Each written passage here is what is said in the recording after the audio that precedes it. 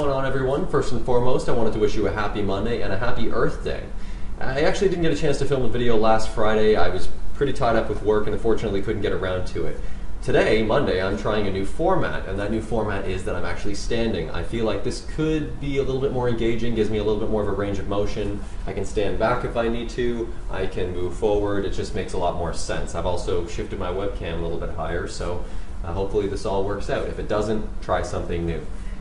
Moving on, what I wanted to talk about today was actually, in fact, Earth Day to begin with. If you do have any electronic devices kicking around, what you can do with them and what you can do to help support Earth Day and help keep the planet Earth clean and fresh is reach into your drawers and grab devices such as this one.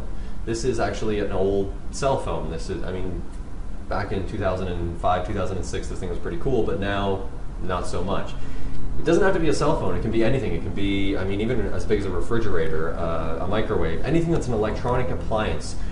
Bring it into your local recycling center. If you don't know where that is, pop open Google, do a quick, search, where can I recycle my old stuff, my old electronics specifically.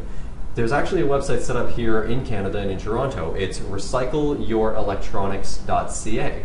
And what you can do is go to that website and it's going to give you instructions on where you can bring in your stuff to get it properly disposed of.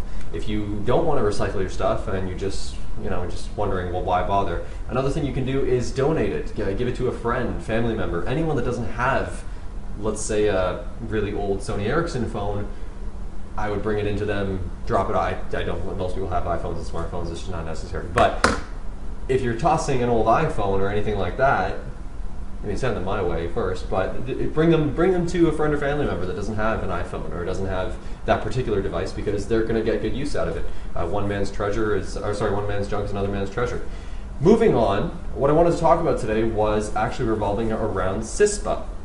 And it's not getting quite as much hype as SOPA did back last year, where there was actually around 7,000 or so websites that shut down in protest, that essentially went blacked out in protest of SOPA.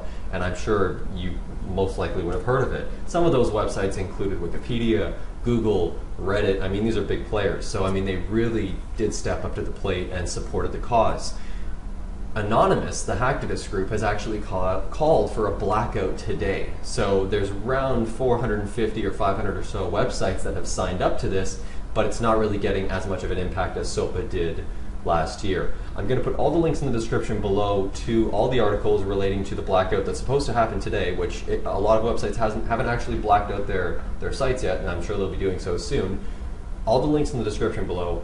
I unfortunately can't black out my sites. I have businesses to run. It's just not possible. I do support the cause, and I do support everything revolving around privacy and internet censorship and things of that nature. So have a look at the link in the description.